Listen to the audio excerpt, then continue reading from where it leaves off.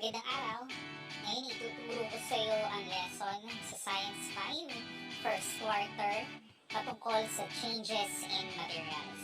Halika at aralin natin mabuti ito upang iyong mabilis matutunan.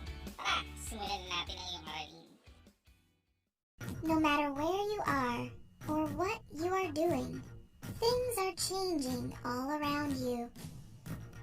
Whether it's plants growing or logs burning, or even if you're just eating food, the materials around you are changing in size, shape, and structure, releasing or absorbing energy, and creating new substances.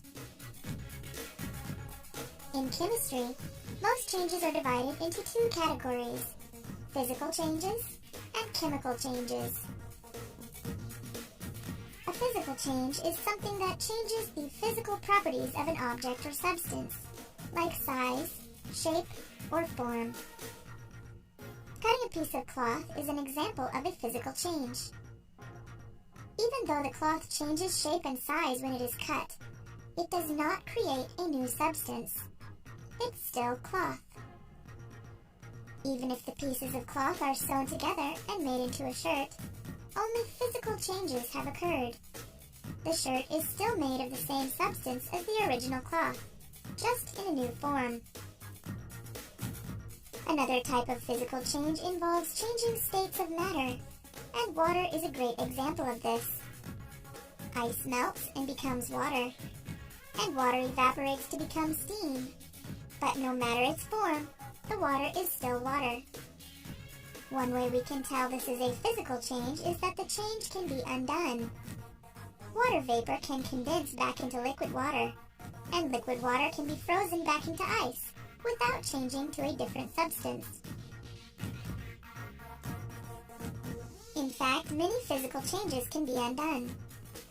For example, we know that dissolving sugar into water is a physical change, because even though the sugar and the water are mixed together, they do not combine and create a new substance. They are still just sugar and water, and they can be separated from each other. Not all mixtures are as simple to separate as sugar and water.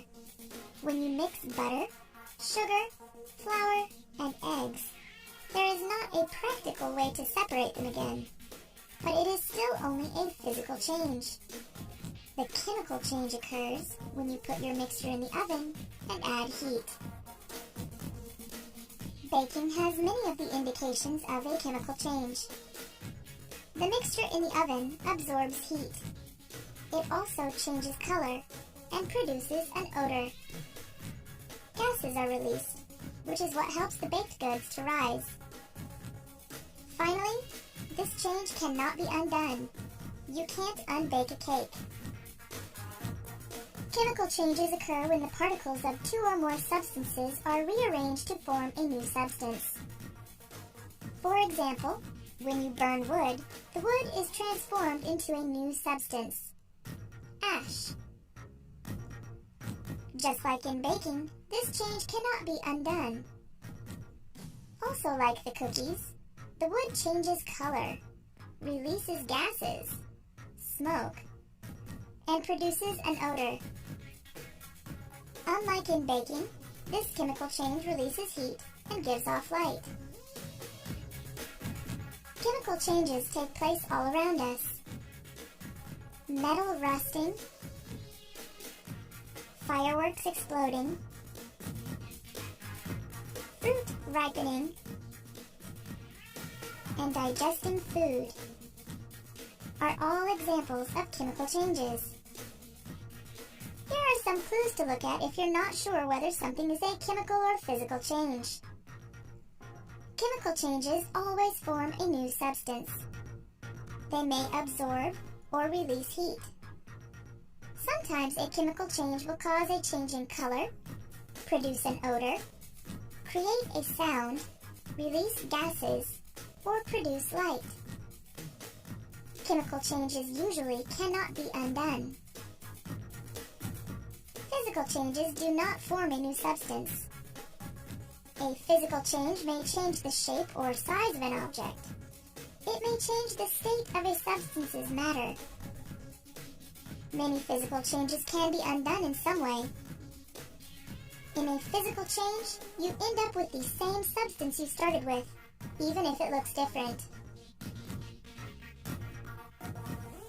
I hope you enjoyed learning about physical and chemical changes today.